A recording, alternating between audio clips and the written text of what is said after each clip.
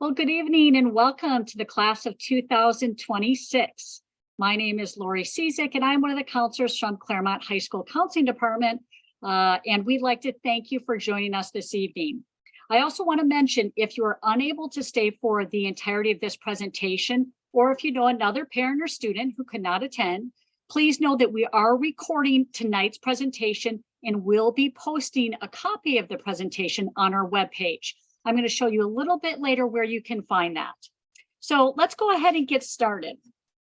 So first of all, what I'd like to do is introduce our counseling staff. Oops, let me click here. There we go. And introduce you to the people that I work with here. So on the screen, you can see here, we have Mr. Trosch. He works with students' last names A through CHAT. We have Mrs. Bergsling or Miss Vogel. Her last name Alpha is CHAU through GON. Then we have Mrs. Mitchell, who works with students GOO through LE. Then you have myself. I work with students LI through ON. Then we have Mr. Anderson, and he works with students OO through SI. And then we have Miss A. Bear, last names she works with are SJ through Z. And then we have Mrs. Ciccarelli, who's our support counselor, and she works with a lot of different students in various aspects. Then we have our counseling secretary, Miss Emily Stevenson, and she would be the one when you call the school and ask to speak to us, or she's also at the counseling the student entrance, and that greets our students when they come in to see any of us. And then we have our counseling technician, Miss Adriana Telemontes, also work in our department. I'm also going to introduce, we have with us tonight, Miss Andrea Gosnell, who oversees our MYP program, and she's going to present a little bit later, so you'll get to meet her as well. Okay, so to get started, over the next few slides, I'd like to review the information that counselors shared with your students during their freshman English class earlier today. During our presentations, we showed the students how to access the 10th grade course selection form, how to find valuable resources to assist them in their selections, and how to edit their selections once they submit them. So first I want to show you how do you access the 10th grade resources to help students in their course selection. So as you can see here, we've pulled up our Claremont High School webpage. And you'll notice here, we have, once you get to the Claremont High School webpage, you're going to click on the navigation menu that says counseling. Then from there, you're going to receive a drop-down menu, and you want to select course selection for 2023-2024. Once you do that, you'll see that's going to take us to another page, our course selection page. And I'm going to take you through a number of resources on this page that will assist your students in course selection. Now, your students probably shared with you that today we actually had them go through this process, and they did select their courses and they did hit submit. However, we told them that we want them to go home. We want them to talk to you as the parents, and they're able to make any changes to their course request form until February 17th. You're going to hear that date a lot tonight because we just want to remind you that that's an important date, February 17th. Now, some of the resources that we've shared with them are listed on this page. We hope that you look through these resources with your son or daughter, and this will aid in your selection of courses for sophomore year. So let's take a look at the first resource. That's next to the yellow arrow where you see the number 1. We have the graduation and college requirements comparison PDF. This is a great chart that lists the Claremont High School graduation requirements, the UC and CSU admission requirements, and also the NCAA requirements. We'll be reviewing each one of these requirements in more detail a little bit later in the presentation. On the second link that's a link to our CHS course description book. Every course we offer at CHS, with the exception of any new courses, they're listed in the course description book along with any prerequisites.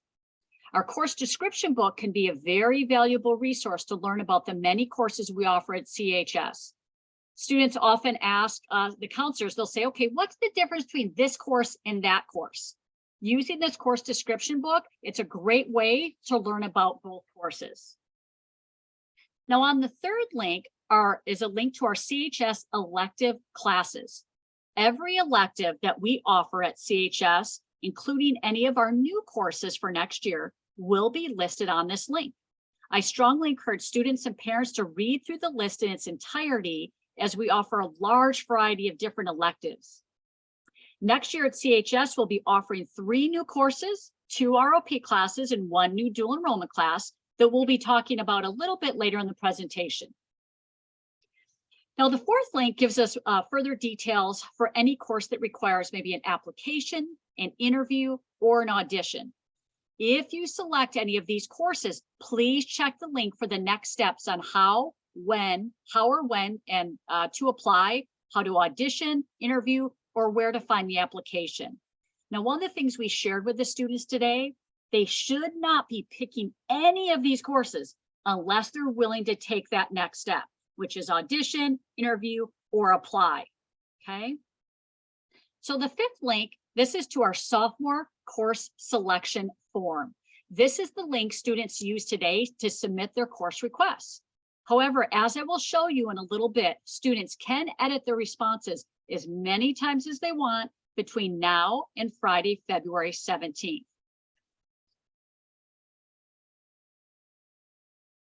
Okay, so now on this next screen, we're still on the same page, the course selection for 2023-2024, but in the middle part of the screen, I just want to show you this area.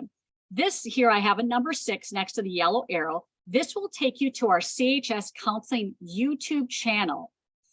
Anytime in our department when we offer a presentation, we always try to record it and post it to our YouTube channel. For example, you'll be able to find tonight's presentation using this link, and we're hoping to have it posted hopefully within the next 24 hours or so. So if maybe you want to watch this again or share it with someone who wasn't able to attend, this is where you would go. Also, when you click on that link, you're going to find a lot of the other presentations that we've offered over the years, including evening presentation, lunchtime presentations, classroom presentations. So there's a lot of valuable information on our YouTube link. So lastly, on this same page is where you can find a copy of tonight's PowerPoint slides. So the PowerPoint presentation that you're seeing right now, we have a link just to the PowerPoint presentation. And the classroom presentation that counselors gave to your students today and helping them select their classes. During our classroom presentation, we walked them through step-by-step on how to select their classes and the many options available, okay? Now, once we did that, once the students clicked submit on their course request form, they were taken to this page right here. And as you can see here, I put a circle, a yellow circle, where you can see where it says edit your responses. Once again, students can edit their responses anytime between now and next Friday, which is February 17th. Now, just as a reminder, students must be logged into their Google account. And once they log in, go to that Rising Sophomore course request form. This is the screen they're going to see. Once they click edit their responses, they can make any changes they want to make. But as we told them, make sure that they continue through the various pages. So they're going to hit next, next, next, and get all the way to the end and hit submit. That submit button is what's going to save their request if they make any changes. Okay, so now let's go ahead and jump into some other important information that we'd like to share with you. Okay, so when does school start? School starts on Wednesday, August 30th, and sophomore registration will be held on Wednesday, August 23rd. That's the week before school starts. And as you know from last year, it's very important that you attend this day because it's a very valuable time where students, they'll get their schedule, they'll get their books, they'll get their locker and things like that. So I do strongly encourage you and your students to attend. Okay, so let's talk a little bit. Let's talk a little bit about start time. I know that's always an important topic for students. So students have the option to start at a 0 period and enroll in a 0 through 5 schedule, or a first period and have a 1 through 6 schedule. Although many students may request a 0 period start, we do have limited course offerings in 0 period. And keep in mind, the majority of our students will start first period. So although you may request it, you're not always guaranteed. And I will add, this year, I'm not sure why, but we had fewer 0 periods than we've probably had in the past. So we weren't able to accommodate as many students as we wanted, but we certainly do our very best. So students are required to enroll in 6 classes. But here's the good news, now that there's going to be sophomores, if students, 10th graders meet certain grades, attendance, and they don't have any discipline issues, they may leave campus for lunch. That will happen shortly into the school year. I know for our current sophomores and upperclassmen, those lists were actually posted just this week. So keep in mind, students, so next year, you want to make sure that this year you're keeping your grades up, you're having good attendance and no discipline issues, because next year you could qualify for off-campus pass at lunch. And also keep in mind that criteria is reviewed at each semester. So you want to make sure that you keep that up every single semester. So let's talk a little bit about credits. So 5 credits is possible per course, per semester, which means 10 credits per year. A D is passing, but not sufficient for the next level in math and world language, or also our higher level science courses. A C or better is required for a 4-year college preparatory courses. Of course, F grades do not receive any credit, and 220 credits are required for graduation. So what happens if you earn an F along the way? My hope that it's not you, but just in case, if you earn a D or F along the way, we do have summer school options. CHF Summer School, we do offer remediation classes for English, biology, math, and social science. We also offer some enrichment classes for the following: pre-calc, chemistry, PE. We're going to be offering Art 110, Art 199, Introduction to Mental and Behavioral Health, as well as geography. To register for summer school, you can visit our website, but I will also mention that link for pre-registering for summer school is embedded within the course request form that students filled out today. But I'm also going to mention that we told the students when we met with them, we prefer that they wait to sign up until they have their meeting with their counselor. We can advise them if they need to remediate, what course they need to remediate, or if they want to accelerate, we can talk about why they want to accelerate. Is that the best decision to accelerate? And kind of help them to map out a plan. So although that summer school link is embedded in the course request form, we did encourage students to wait until they meet with their counselor. Okay. Counselors are often asked about summer school classes outside of CHS. If you'd like to enroll in a summer school course outside of Claremont High School, we encourage you, you must get permission from your counselor prior to enrollment, as not all summer outside courses are consistent with the same content, format, and pacing of our Claremont High School classes, particularly in mathematics and world language. And some of the out-of-district classes coursework may not always meet our graduation, college admission, or NCAA requirements. So we really encourage you, before you sign up for any class, pay for any class, please talk to your counselor first so that we can check on that before you would sign up and take an outside course. So the next slide here, it gives us a breakdown of the CHS graduation requirements. As you can see here, 220 credits are required, 30 credits in social science, 40 credits in English, 20 credits in math, including up through integrated math 1, 20 credits in science, 10 credits in arts, world language, or career technical education. Now keep in mind, I said 10. A lot of times students think they must have foreign language to graduate, and they don't. For high school graduation, it's 10 credits of arts, world language, or career technical, which is our ROP classes. 20 credits of physical education, and 5 credits of technology education. Now we're going to break that down even further in the next slides that are to come. And so now I'm going to hand it over to Miss Bergsleen, who's going to start going over all of those requirements a little bit more in depth. Hi, good evening, everyone. Thank you so much for joining us. So the first graduation and four-year college requirement, again, we quickly call them the A through Gs, but it's the minimum requirements to be eligible to apply for a four-year college. Social science is our A. For graduation, students must complete world history in the 10th grade, US history in the 11th grade, and then in the 12th grade, their government and econ course. For college requirements, they're very similar. The only difference is colleges do not require the government and econ. However, it is a state requirement for graduation. English, all students are required to take 4 full years of English. This means 8 total semesters. For graduation, it is that D or higher, but for a four-year college, it's that C or higher. So we really want to make sure that students are earning that C or higher. So they don't need to remediate, like Ms. Cizik said, through our summer school program at all. English is every semester, every year. Math is C.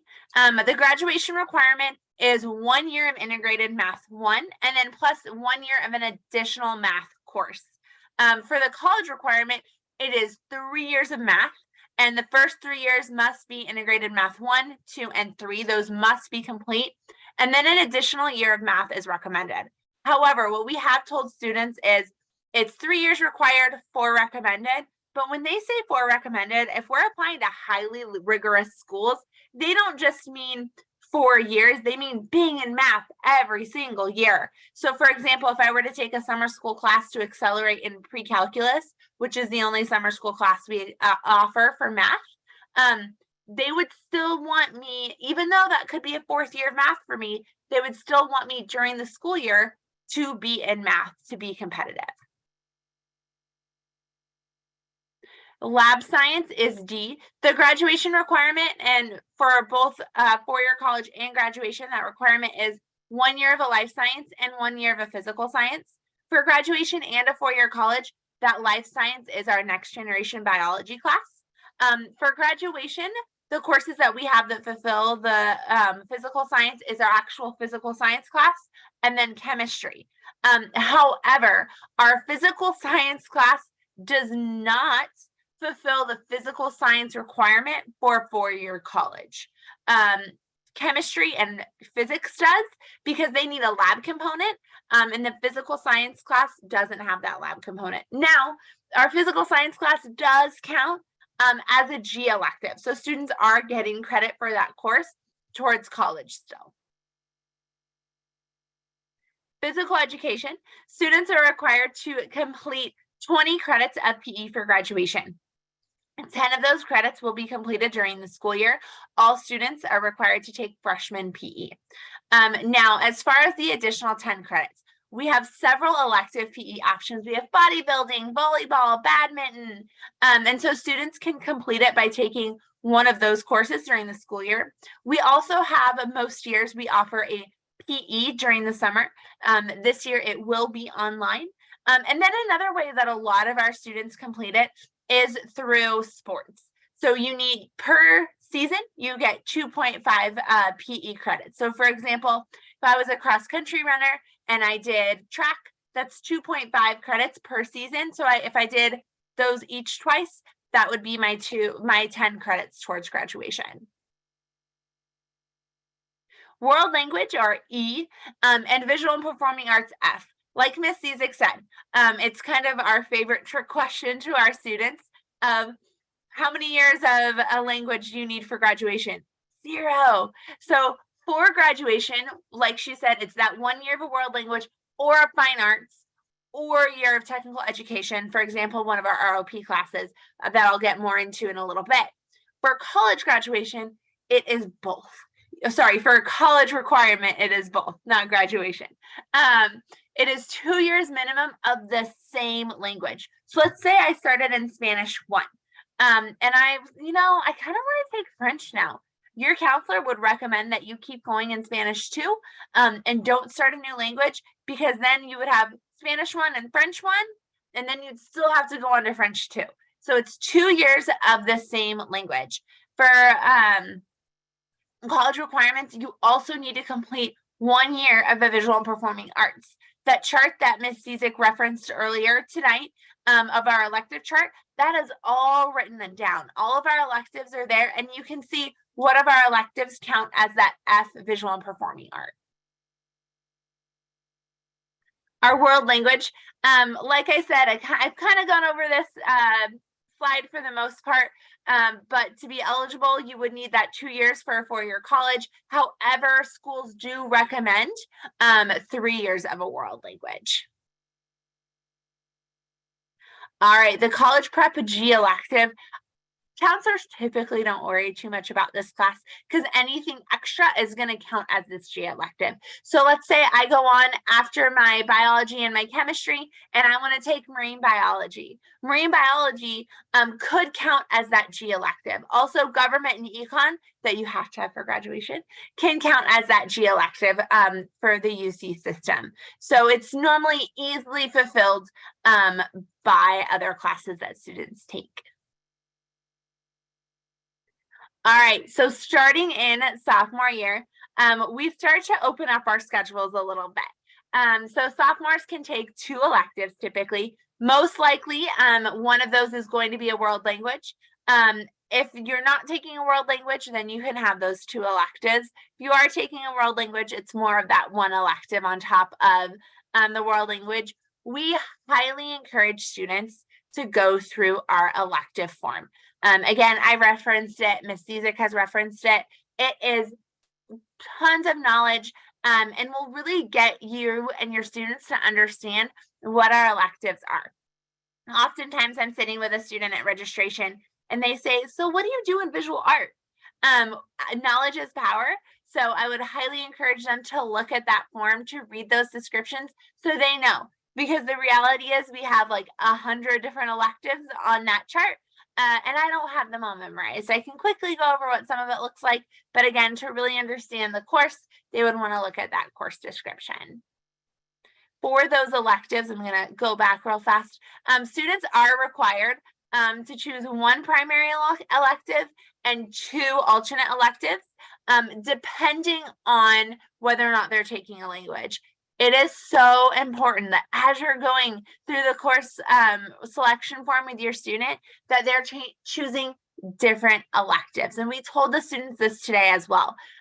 Oftentimes the counselors kind of joke that every year we get a student that's like, I'm gonna have bodybuilding, so I'm not gonna give them another option. I'm just gonna put bodybuilding, bodybuilding, and bodybuilding. Well, if I can't give your student bodybuilding the first time, I can't do it the 3rd time either. And then I have to make the decision for electives. And I don't want to do that because I want your students to be in courses that they're excited about. So please make sure that they are choosing different electives. All right, our regional occupational program, or ROP, we do have a couple of different options on our specific campus. We have audio production 1 and 2. Audio production is new to us this year. And then next year, we've actually added a 2nd year of a class, which we're super excited about. That's the same for mental and behavioral health. Last year, we didn't have the courses. This is the 1st year of it. And then next year, we'll have the 2nd year of it. Those 2nd years are what's called a capstone. And with those capstones, students will actually receive recognition at graduation, and they'll get a stole specifically for those capstones for graduation as well. We also have sports medicine 1 and 2, and then stage technology. We have 4 years of it because it's such a sought after class. And students must complete, again, what's called that capstone to earn that recognition, and they must complete the 2nd year of the course. Other courses that we have throughout the region. Now it's regional occupational program. So we actually have students come on our campus for some of our theater ROP classes. Likewise, our students can go on other campuses that offer things such as cosmetology, welding, HVAC, and other classes to choose from as well. If your students possibly interested in any of this information, I would encourage them to go see Mrs. Miller, who is in the Career Center in the library, and she can really get them more and more information about what ROP classes that we have off campus. All right, Citrus College dual enrollment classes. These are fantastic courses. So like Ms. Cizik said, sophomore year, a little more opportunity in different ways. So students will have the opportunity to sign up for our dual enrollment classes. These courses are each 1 semester long, but they're dual enrollment with Citrus. So the student would be getting both Citrus credit as well as high school credit. They would get 10 credits per semester, which normally it's 5 credits of Claremont High School coursework per semester. The classes that we offer include Art 110, which is the equivalent of our visual art, Art 199, which is motion picture appreciation. That's only taught during the summer. We also have Counseling 160, which are strategies for college success taught by a counselor. Counseling 207, Pathways to Careers in Business and Information Technology Systems, also taught by a counselor. Muse 113, which is very similar to our History of Rock and Roll. Then we have a History 139 and History 160, which are both typically taught by Dr. Arboleda. Now, because these courses are only 1 semester long, I would highly encourage your student that if they pick one, they pick 2. Because the way our counselor brains think is a full year long, and a full year long course is 2 semesters. So again, if they're going to do visual art, I would encourage them to maybe do History of California as well, or Muse 113 to be have a full year of coursework. All right, athletes who want to play sports in college, let us know when we meet with you one-on-one. On our, we call it a credit check, which your students will begin getting this year. There's a side that goes over the NCAA and exactly what they need to complete for the NCAA. So we can make sure that that's completed for your student if they're choosing to go that route. The courses and grades you earn in high school will determine whether or not you're eligible to play at the college level. So really think, okay, what I do now is going to impact me later. To be able to register, you go to the NCAA Eligibility Center, and we recommend normally spring of your junior year. And so again, let your counselor know, hey, I registered for NCAA eligibility. The technology exam, this is what students call tech ed, or the tech ed requirement. There's several different ways that you can fulfill this requirement. One way is 1 semester of tech ed at CHS. Some students might have met the requirement via computer survey at El Roble. Others take it, again, during the school year. We also have oftentimes tech ed over the summer via CEF. And then we also have a tech ed challenge exam that students can complete as well.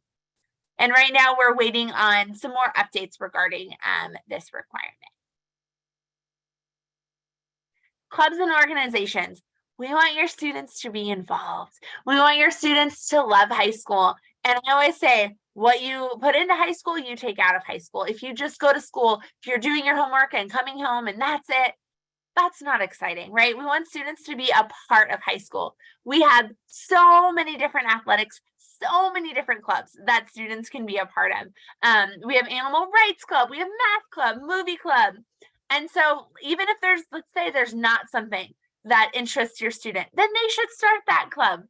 Because again, we want students to be involved. We love it when students are involved, and so do colleges as students are writing those college entrance essays. Volunteer opportunities. It's always great to utilize our breaks to volunteer to different places. We have Ability First. A lot of our students do Art Start. You can volunteer with the American Red Cross, Casa Colina. We have Claremont After School programs, the Hughes Center, Mount San Antonio Gardens, a lot of our students will go to, and Pomona Valley Medical Center. But getting involved not just on our campus, but also through the community is incredible. All right, so the PSAT, your students will have the opportunity to take the PSAT or the practice SAT this fall. It does determine national merit qualifying in students' junior year. So for this year, it's kind of going to be another practice until students go into their junior year. There's going to cover critical reading, math, writing instructor, and sorry, structure. It is a great practice for the SAT. This is going to be offered October 11th, and students will be able to register for it during our registration in August. All right, now I'm going to turn the presentation over to Ms. Gosnell. Good evening, parents. My name is Mrs. Gosnell. I am the MYP coordinator at both El Roble and CHS. MYP is an IB program that is through 7th through 10th grade. We've been working over the past 18 months to implement the program. Last year, I would kind of describe that as a soft opening for teachers. Teachers were engaged in training and working collaboratively to rewrite curriculum to not only meet our state standards, but as the IB philosophy within the program. This year is a soft opening for students. Students were allowed to opt in beginning in their 9th grade year, and about half of their curriculum has been redesigned within their classes to meet this expectation. This is not an additional coursework as you sign up for your programs. This program that I'm about to describe is a restructure of the classes that they already attend. So if they are in college prep English, the next option would be the MYP English by opting into this program through the registration form. I'm going to briefly go over this program. However, there will be another informational meeting next Wednesday, the 15th. The meeting ID and password are on the slide. However, another flyer will be sent out and in the parent information email that's sent out by Dr. O'Connor on Sunday night. Also, all of the information is on our website. So if you'd like more information, there's 2 opportunities for you to get to further your knowledge within the program. Just a brief overview though, is the goal of the program is to rewrite the curriculum in which students engage in to focus on international mindedness and develop global citizenship. Therefore, every unit has a life lesson or local global issue as a part of the understanding in the curriculum. The intent is that our world is getting smaller as students have more access to information. Therefore, we want to engage them in the relevancy of the world around them. Not only is that designing their curriculum differently, but it's also engaging them in service as action. So within our classrooms, we rewrite the curriculum and incorporate service into their instruction that they engage in. For example, if your students are at El Roble right now, or previously, they designed a butterfly garden as they studied the extinction of monarch butterflies that is currently taking place. So they intervene by intentionally providing a service project towards a need in our society. And that happens within every classroom. The classroom instruction is very different within an MYP classroom and kind of mirrors what we want to see in college and career readiness. It's inquiry based. So often teachers are the bearers of knowledge and we give that information to students. In an MYP classroom, it is a give and take of information between our students. And we do allow what's called productive struggle, that we're not always going to give the answers as instructors to our students. We want to engage in like giving information and dialogue and academic discussion to build perspective, negotiate ideas, and build those skills to work collaboratively and honor the perspectives within the room. It's designed to remove barriers to learning and inclusive for all students. So IB has a reputation for advanced placement, and it is intended to be rigorous and deep in understanding. However, the middle years program is intended for all students, and this is inferred by the structure in which we instruct students. So within the instruction, there's constant formative assessments. Teachers would give assessments to students on content that they're hoping students master at that point in time. If students do not master that content, it is our job to differentiate instruction. So if students have mastered the content, we give enrichment and extensions to deepen their understanding of the content and curriculum. If students did not master that content, it is equally our responsibility to give them a reteach in another way to expose them to the curriculum to encourage mastery. So we are constantly checking for understanding and redesigning our curriculum to meet the needs of our students in the classroom. It's focused on developing skills. So the belief system of the IB program is that it is our job to prepare students for the world outside. So all of our curriculum is to emulate the career readiness and college readiness. So that's how come you might see students engaged in projects. You might see students engaged in research and real world experiences in the room, presentations, field trips that are engaging them in the opportunity to get experience. Like if we're doing math and we're focusing on an engineering project, we have engineers that come in and coach our students. There are a variety of assessment types. So oftentimes you'll always see kids get like similar tests in one subject area because that is the structure of the assessment. In the MYP, there's the perspective that students all have strengths and can show what they know in multiple ways. So I'll give one example. Currently in 10th grade, students are working on Animal Farm. Your students will do this next year if they are in the program. They are studying persuasive techniques through this novel, and then they are connecting that to a global issue. And the students have to create a PSA, and they're able to show what they know in 4 different ways: through a news editorial, a speech, a PSA, or a poster. And all of them have this minimum requirements of showing the persuasive techniques, but allowing the students to express that through their strengths. So if your student's an artist, do a poster. If your student is charismatic and is able to show those persuasive techniques through their personality and speech, then that's their strength. Let's let them do that. So it's really maximizing that opportunity for choice and to expand what they are good at. The intent is that we want to acknowledge that there's a whole child, and academics are super important, especially in high school, but we want to also balance that with social development and self-development. It's our responsibility to teach kids time management and perseverance and positive self-talk, as well as, writing and reading and the other academic areas. You go to the next slide, please.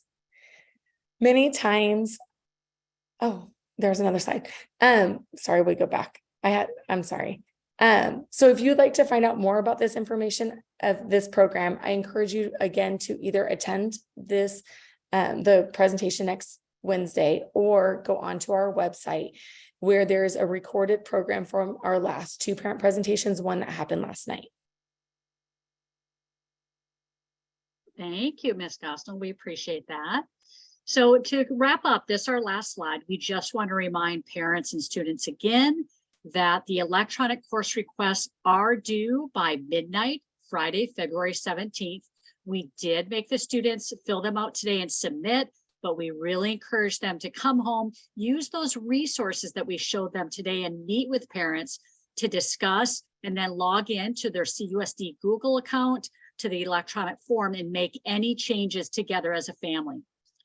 Counselors will review the course request with each of the freshmen via their PE, their freshman PE class. We did give those schedules to the students today, so they do know the exact date that we'll be meeting with them.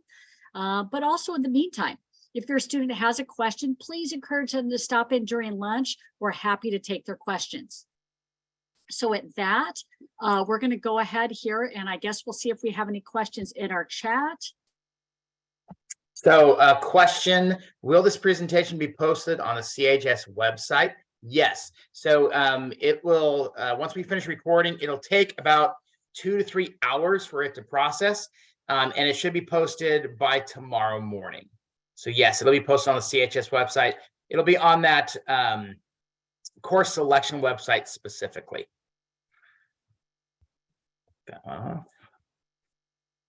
Let's see here. Where can we learn more information about individual summer courses, what time of day, in-person versus remote, etc.? So if you look at the course selection website and scroll all the way down to the bottom, there is an FAQ about summer school, and it has the direct summer school links for the registration form. If you start filling out this form, you will have to put in some basic information. And once you click the first next button, you will actually get a chance to see the courses that are offered and all of the information regarding the dates and times for those courses. So it is located down at the bottom of the course selection website under the Claremont High School guidance counselor website.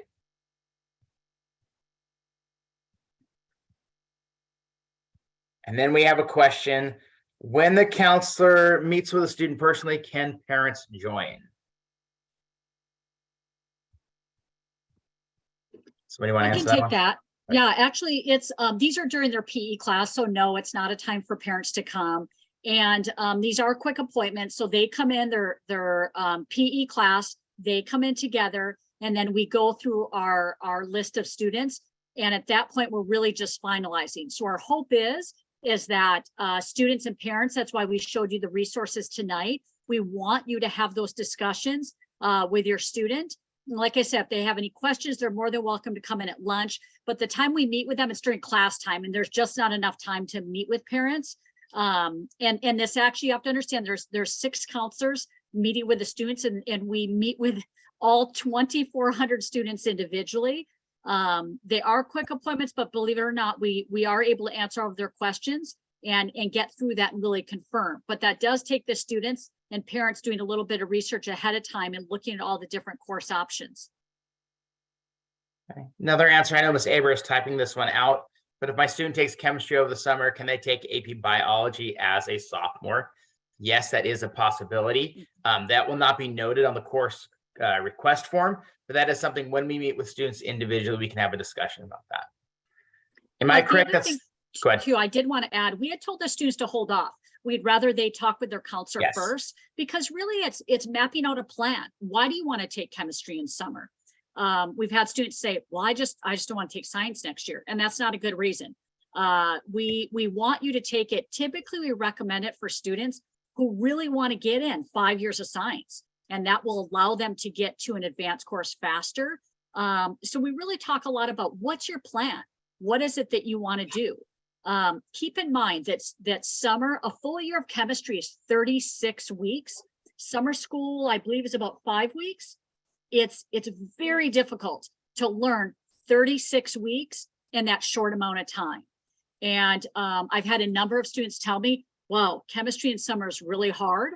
I've also had students say they don't, it's hard to go on to the next level course. Let's say you want to take AP Chem. It's hard to do that when you've taken that really condensed course, because it's impossible to learn all the pieces that you really need and have that strong foundation. So chemistry in summer is not for everybody, but I do encourage you to talk to your counselor and see if it's a good choice for you. So I'm seeing a common set of questions here about the honors program. So I'll read a couple of them here. Am I correct that CHS will no longer have an honors program? My other students took honors English both freshman and sophomore year. What options will my rising sophomore have for next year? And then similarly, will there be an honors program? And then let's see here. Does that mean my student will not be able to take AP English in junior year? So if they don't take honors in the sophomore year, will they not be able to take AP in the junior year? I'll start with that last question. And if Ms. Aber, Ms. Gosnell, or Ms. Cizik want to jump in on the other one, that's great. But there is no prerequisite that you have to have taken honors to go to AP. So yes, a student can absolutely move into AP or IB taking our college prep English and history classes. It is also correct that we are not offering honors English or honors world history. That is also correct this next year. I don't know if anybody else wants to jump in on any other information on that one. That was covered well. I was busy typing some other answers. Now I see Thank you. Ms. Sorry. Gosnell just jumped on. So go ahead, Andrea, go ahead if you want to add. So last night and also last Wednesday, there were parent meetings to discuss this specific topic. If you'd like to see the parent meeting, again, it is on the MYP website with the district, and you can get there through the CHS website. Over the past few years, the CHS has been discussing honors. One misconception is that there's an extra weight for honors freshmen and sophomores. That is not a true statement. Through inquiry and collaborative planning, the teachers at CHS this past year decided in the social studies department to relinquish honors because they felt that the dynamic within their room wasn't actually creating the environment to match the curriculum and the perception of rigor that they were trying to design for the room. So social studies did relinquish that during this school year. English honors has been a part of the CHS environment for this school year. As teachers were engaging through the MYP process, the curriculum planning and the inquiry cycle that they developed, that they actually mirror that the students are going through as well, and implementing these units, they really, through this process, reflected that this was giving equitable access to higher level thinking, critical development, and rigor in the classroom that was accessible to all students. And that is demonstrated in the presentation and spoken by our teachers during last night, which again, you can find online. So because of this process, they have released honors at CHS. One of the things that they spoke about was the difference is that honors is defined by each individual teacher. So you may see honors at Bonita, honors at CHS, honors at Upland, and that rigor and expectation is different, one in every room and two at every school. There's no continuity within that. The reason with MYP is that it's a world-renowned program with expectations and guidelines within it that has notoriety between all college campuses. So they felt that not only were students still getting access to that rigor and development notoriety with colleges, but that it was accessible for all students. So throughout this process, that was a team department decision that admin supported for the next following school year.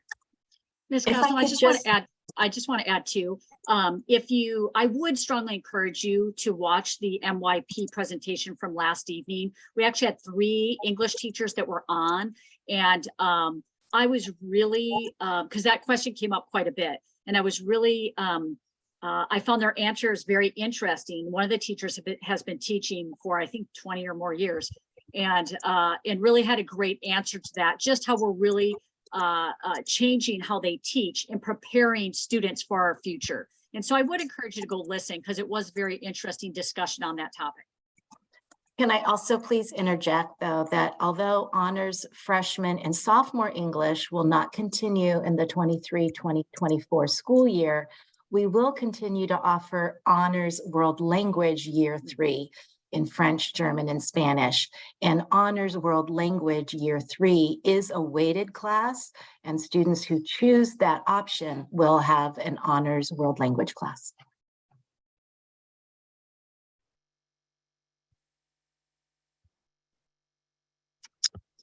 All right, I have had a couple of questions about tech ed. I did answer one, but I think since I've had a couple, we might want to answer it live. How would a student enroll in a summer class offering tech ed? My student is interested in this summer course offering, so they can take other elective classes during the school year. So first, sophomores do not need to take tech ed. At this time, tech ed is a graduation requirement that most of our juniors and seniors, well, most of our students actually complete in their senior year. So it is one that is absolutely not necessary to take in the sophomore year. In addition to that, that particular tech ed requirement is currently under review. And so I would encourage any student looking at taking that course over the summer to hold off just a little bit before you make that commitment. Like I said, it is currently under review. At this point, I can't give more details, but we actually, as a district, should know very soon how the outcome of that review. My understanding is it's going to go to board. We did have a community forum on, because they are looking at some of the graduation requirements, and tech ed is one of them. We had that community forum a couple weeks ago, and it was mentioned that it's going to go to the school board, and so we should know more in April about that particular requirement. So as Mr. Cho said, I'd probably hold off for now, just to wait and see what happens with that. So. All right, any additional questions? We've got about 10 minutes left before we have to go to our next meeting. So are there any additional questions?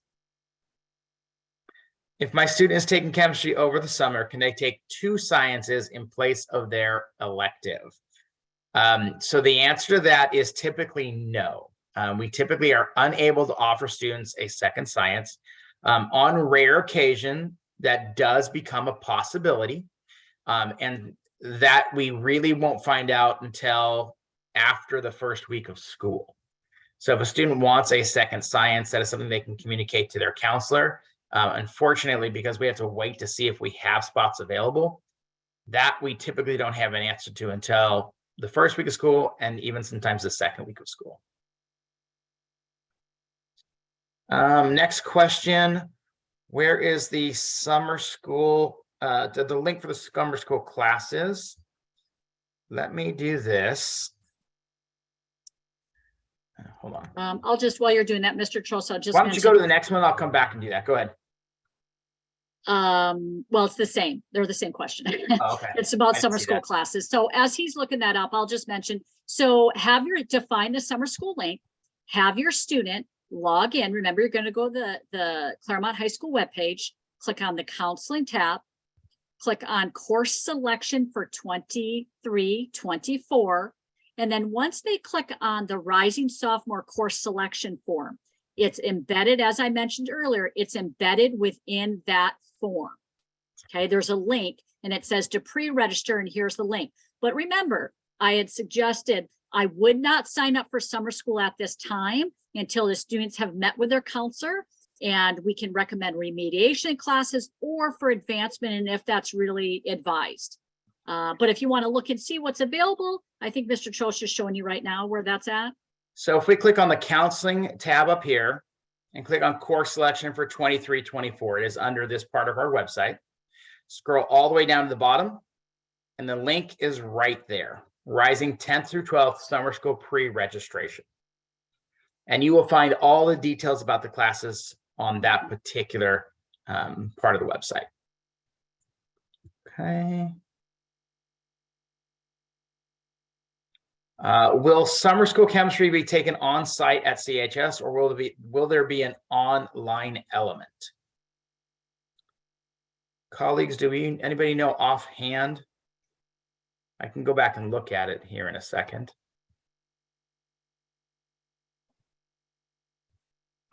Thank you. I was trying to remember the same thing. If Yeah. it was, It's a lot of information. We don't remember all of it. So give me a minute here.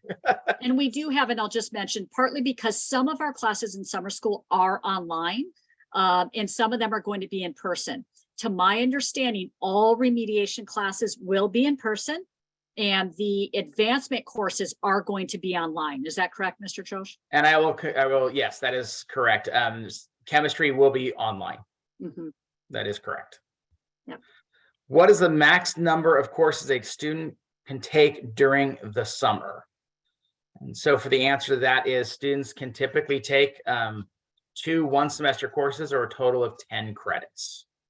So one full year course, 2 one-semester courses, but a total of 10 credits is the max. Okay, we got a few minutes left here. Any additional questions? And we have Ms. You're welcome. Gosnell, our MYP expert. So if you have an MYP question and you haven't attended MYP class or MYP webinar, this is a great time to ask. Will there be a lab component for chem taken in the summer? I don't know what the lab component looks like, but yes, there will be a lab component. It's a requirement of being a UC approved course. I don't know if that's a digital lab. I don't know that offhand. Any of my other counselors know offhand? Mm-mm. Okay. What are the dates of the summer session? So if you actually go into that form that I showed earlier, you can find the dates. It'll start on June 22nd, but the last summer school course is the first week of August is when it finishes. But keep in mind, it depends on the course, because some of the courses Correct. are only offered first session, some are only offered second, but then we have some that meet for the full day, some that only meet half a day. So those dates will depend on which course you sign up for. So it's important that you go in and look at the particular course you're considering. Good. Can sophomores take a 0 period and a 6th period? And so the answer to that is it does depend. In some circumstances, if a student, for example, is an avid, we absolutely will work with them to give them a 0 period and 6th period because they need to pull in some additional electives that they haven't had a chance to. In other situations, it really does depend on what they're asking to take and what is available within the schedule. So that is something we can help them work towards, but that's definitely not a guarantee. Okay, will there be different teachers to teach AP than those that teach IB or IB-MYP? So I think I'm reading this as, do the same teachers teach AP and IB / IB-MYP? So I'm going to go with the AP IB, and then I'll let Ms. Gosnell address the MYP. Are we comfortable with that? Okay. Yeah. So with AP and IB, any teacher to teach either one of those classes has to be specifically trained within the subject area. And so we have teachers who specifically teach MYP, or sorry, teachers who specifically teach IB, and teachers who specifically teach AP, and teachers who teach both AP and IB. And so it's a bit of a variety. Do they change from year to year? At times, yes, they do. But again, it's only for teachers who are trained. And so there's a little bit of consistency between year to year, but occasionally we do see a change in history. I know we had a change not too long ago in one of our bio teachers with IB. So it does change occasionally. For MYP, Ms. Gosnell, I'll leave that to you. Likewise with MYP, and all teachers are trained. Not only are they trained, but for every unit that they develop, they go through a planning cycle to ensure the standards are being taught, as well as the philosophy and expectations of the IB program are being met. And then they constantly are going through a reflection cycle on that curriculum unit, and it is submitted to the IB for constant review. So it's a constant reflective cycle in order to stay authorized and evaluate your curriculum to ensure it's meeting expectations. Okay, I also want to just jump in. We've had a number of people ask about the summer school. So Mr. Cho showed you where the link is. You need to remember that your student is a rising 10th grader, currently 9th, rising to 10th. So a number of you had said, I only see P in geography. That's because you clicked on the wrong link. So because they're going to be a 10th through 12th grader, that was the other link. So make sure you click on that, because someone asked about chemistry and other courses. Click on the correct link and you'll see all of them there, including the dates, including the times, if it's online, if it's in person, all that information will be there. Yep.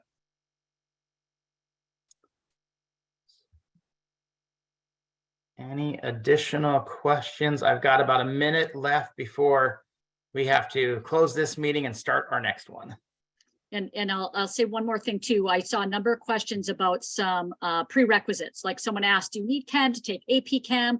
Once again, I'm just going to remind you parents, the two most important links when you're talking with your child about what classes they want to take was that course description book, as well as the CHS elective link. The course description book, please use that. It's going to tell you what the prereqs are. I know in science we offer a lot of classes, so log in, click on that link, check out all the different classes, look at the prereqs, read the description, and so you can make an informed decision. Okay, it says 10th through 12th link doesn't list any classes. I'm gonna, go ahead. I think I know why. Yep. So if you complete the first page of the form and click next, that will go in and show you the classes. It's just the way the form is set up. You can see all the classes once you click next. It is just the way that particular form is set up. It doesn't actually save any data. So nothing is actually submitted on our end. It may save it on your computer, but it won't be saved on our end until you hit submit at the very end. So you can absolutely look at everything that we offer. You just have to, I mean, honestly, I just type in random stuff at this point. Like you don't, it doesn't have to be your name. You can type in anything at that point. Just as long as you type in something to fulfill the requirement and click next, then you can actually see all the classes.